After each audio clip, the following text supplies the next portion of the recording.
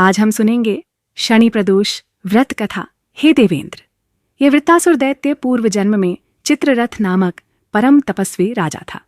इसने बहुत काल तक गंधमर्दन पर्वत पर तप करके शिवजी के दर्शन प्राप्त किए थे। एक समय वह राजा कैलाश पर्वत पर गया, जहां गौरांग वर्ण, शुभ्रवस्त्रा, कमल नयनी, अतीव सुंदरी पार्वती जी एवं अपने समस्त गणों के सहित विराजमान थीं। शिवजी की ऐसी अद्भुत सभा को देख राजा चित्ररथ को हंसी आ गई और वह भगवान शंकर से कहने लगा कि मृत्युलोक के साधारण मनुष्यों की भांति ऐसी सभा आपको शोभा नहीं देती। तब भगवान शंकर ने कहा, है राजा, हमारी तुलना साधारण मनुष्यों के साथ मत करो, क्योंकि हमारा कार्य उनसे अलग है। इस पर चित्ररथ बड़ी जोर से ठहाका मारकर हंस पड़ा। उसको हंसते देखकर पार्वती को क्रोध आ गया और वह अति कुपित हो बोली, रे दुष्ट, तू हमारी तुलना मनुष्य के साथ करके हंसी उड़ाता है, अतः मैं तुझे शाप देती हूं, तू राक्षस हो जा। पार्वती जी के इतना कहते ही राजा चित्ररथ राक्षस हो गया।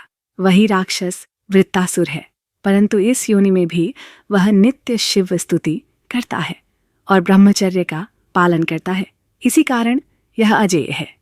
इसके जीतने का उपाय वही है जिसका वर्णन मैं पहले कर चुका हूं। इंद्र बोले, हे गुरुदेव, अब आप हमें प्रदोष व्रत की विधि बताने की कृपा कीजिए। देवराज इंद्र से ऐसे वचन सुनकर बृहस्पति जी बोले, हे देवेंद्र, श्रावण मास तथा कार्तिक मास में जिस शनिवार को त्रयोदशी हो, उस दिन से ही इस व्रत को प्रारंभ करना चाहिए।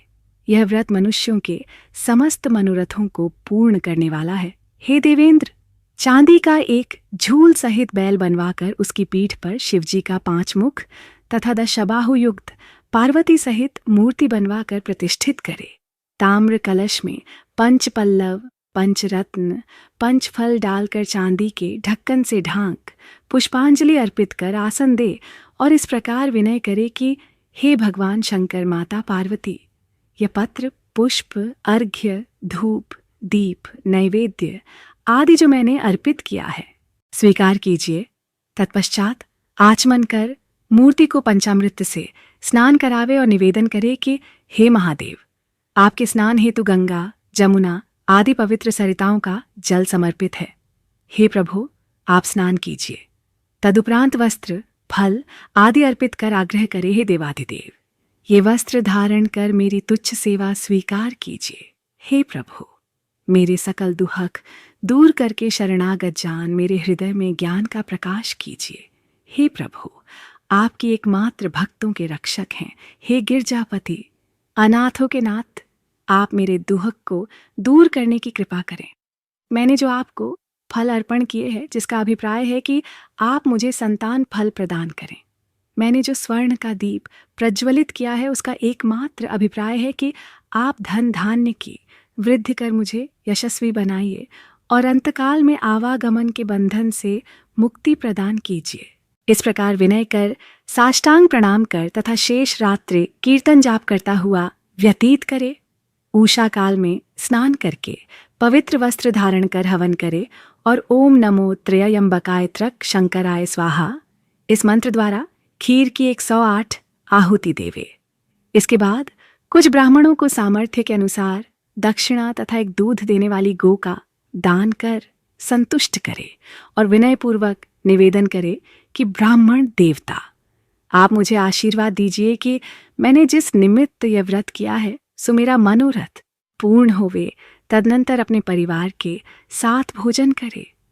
इस प्रकार दोनों पक्षों की त्रयोदशी में साल भर तक प्रदोष व्रत करें।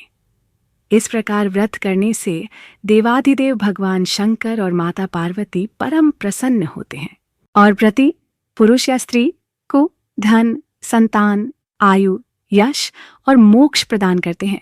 हे सुरेंद्र, मेरा कथन मिथ्या नहीं है। इस विधान द्वारा व्रत करके तुम वृत्तासुर को मारने में समर्थ होगे। सूत जी बोले, हे ऋषियों, देवराज इंद्र ने गुरुदेव बृहस्पति के कथनानुसार 1 वर्ष तक इस विधि से प्रदोष व्रत का पालन किया। अंत में भगवान शंकर की कृपा से वृत्तासुर को युद्ध में परास्त कर उसे मार गिराया। इस कलिकाल में जो प्राणी इस व्रत को करेगा उसके समस्त दुख, दारिद्र्य एवं पाप नष्ट हो जाएंगे और पार्वती पति भगवान शंकर उसके सभी मनोरथ पूर्ण कर देंगे। दोस्तों, ये थी शनि प्रदोष व्रत कथा। अगर आपको कथा अच्छी लगी हो तो वीडियो को लाइक करें, चैनल को सब्सक्राइब करें और अपने परिवार और दोस्तों के साथ शेयर करें। जय श्री शनिदेव, हर हर महादेव।